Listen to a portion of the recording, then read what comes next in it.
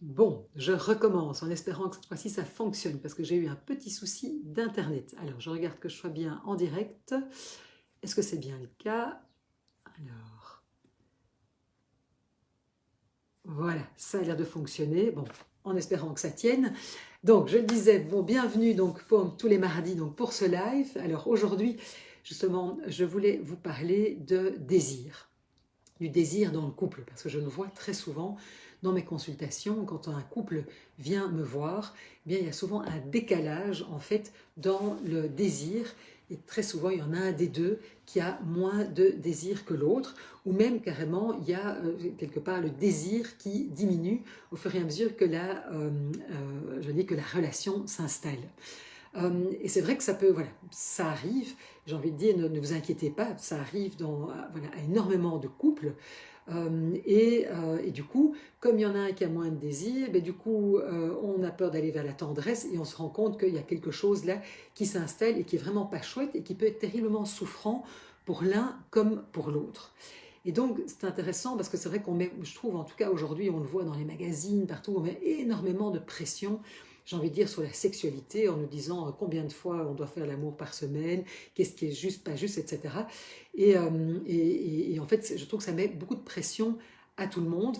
Et donc ici, voilà, je voulais un petit peu peut-être mettre, je ne vais pas dire les pendules à l'heure, mais en tout cas, peut-être vous partager, en tout cas, voilà, ce que je peux voir, moi, très souvent, dans mes consultations. Et peut-être de voir comment, justement, on peut se reconnecter l'un à l'autre. Euh, alors, ce qui est intéressant, et j'aime beaucoup cette citation d'Esther Perel, peut-être que vous la connaissez, Esther Perel, qui est une thérapeute de couple américaine d'origine belge, bien connue, qui a écrit plusieurs livres, et notamment justement des livres sur tout le côté érotique et le côté désir dans le couple, très intéressant.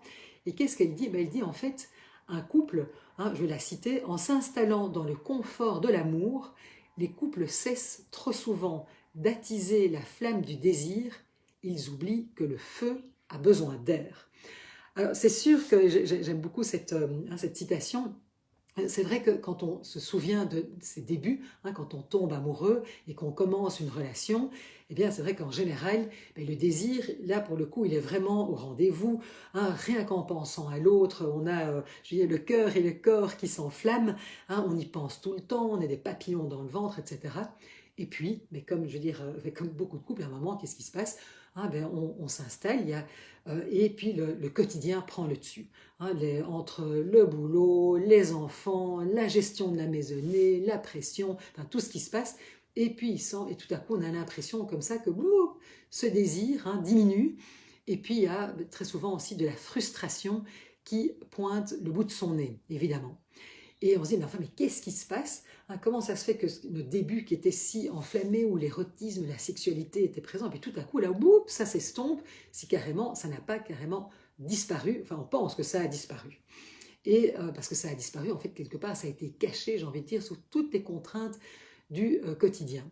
Et donc, et on a l'impression que, ben voilà, du coup, c'est foutu, on ne sait rien y faire, et que, ben voilà, qu'on est condamné, en fait, quelque part, à une vie sans désir, une vie de frustration.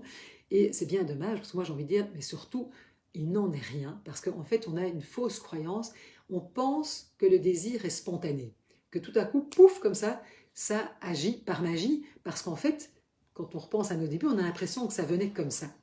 Mais en fait, moi j'ai envie de vous dire, mais reconnectez-vous un petit peu à vos débuts. Qu'est-ce qui se passe? En général, quand vous aviez un rendez-vous avec votre amoureux, votre amoureuse, vous l'anticipiez, vous réfléchissiez à l'endroit où on allait aller, le restaurant qu'on allait choisir, peut-être la conversation qu'on allait avoir, comment on allait s'habiller. En fait, quelque part, on s'y préparait, j'ai envie de dire, mentalement.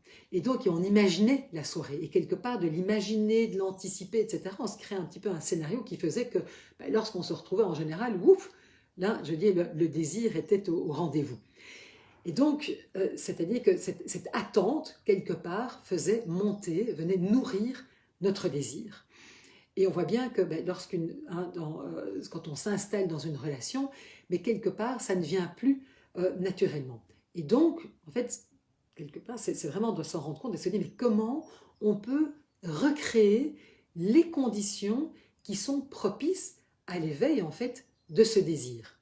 C'est-à-dire que alors là, c'est vraiment important, Hein, surtout qu'on n'en vienne pas avec des histoires de il faut se forcer, l'appétit vient en mangeant, etc. Parce que ça, vraiment, je dis non, non, non, surtout pas, c'est contre-productif, mais c'est plutôt comment, dans notre couple, on va pouvoir cultiver un climat où il y a de la place justement pour de la sensualité, de l'intimité, où tout ça, ça peut s'épanouir.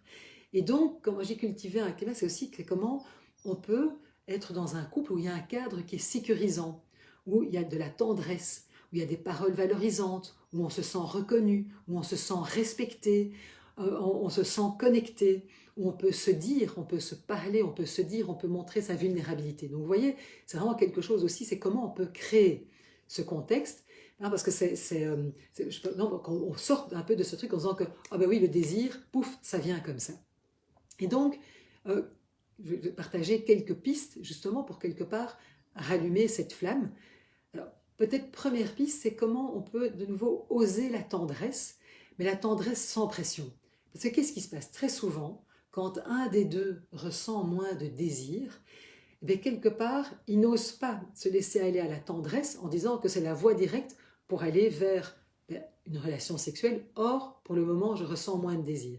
Et du coup, on se prive de tendresse parce qu'on se dit « Ah mais mon Dieu, si je me montre tendre dans les bras de l'autre, oups, ça pourrait conduire à… » Donc à un moment, c'est de se dire, ça pourrait être une invitation en fait quelque part à aller plus loin et du coup, on se prive quelque part de tendresse, de sensualité. Et donc ça, c'est important aussi de se dire à un certain moment, est-ce qu'on peut être dans des gestes de tendresse sans pour autant que ça veut dire qu'on va directement droit vers la sexualité. C'est un des moyens, mais ce n'est pas pour ça qu'on doit spécialement y arriver. Et donc c'est intéressant d'ailleurs, une sexologue partageait en fait 4 étapes pour retrouver quelque part une sexualité épanouie. Elle disait la première étape, justement, c'est la tendresse, mais ce sentiment, et c'est pour ça que moi je parlais d'un cadre propice et un cadre sécurisant, c'est-à-dire se dire que dans cette relation, je sens qu'il y a un sentiment aussi d'amitié, d'affection, d'amour qui justement se manifeste par des paroles, par des gestes doux, gentils. Ça, c'est voilà, le cadre. Il y a deuxième étape, c'est la sensualité. Comment on peut se reconnecter à sa sensualité?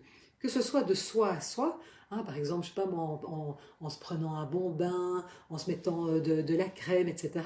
Mais aussi, c'est tous les plaisirs du sens qu'on peut développer à deux. Donc c'est par exemple prendre un bain à deux, c'est pouvoir se caresser. Donc vous voyez, c'est de retrouver une certaine sensualité pour soi et puis aussi avec l'autre. Et puis il y a aussi ce qu'on appelle l'érotisme. C'est-à-dire que, et ça c'est mon deuxième conseil, c'est comment on peut quelque part transformer aussi son quotidien, peut-être en jeu érotique, parce que l'érotisme c'est aussi important, c'est-à-dire comment est-ce qu'on peut provoquer quelque chose chez l'autre. Et ça peut être, et donc ça de nouveau, ce sont en fait ces préliminaires bien avant, j'ai envie de dire, de passer à la sexualité, passer au lit. C'est-à-dire c'est comment on peut, des petits messages, des petites allusions, des paroles, ça peut être un regard, des gestes. Donc c'est comment on va pouvoir aussi cultiver l'érotisme dans son couple. Hein, donc ce sont vraiment tous quelque part ces préliminaires et qui se jouent bien avant le moment où on va peut-être se retrouver à deux et faire l'amour.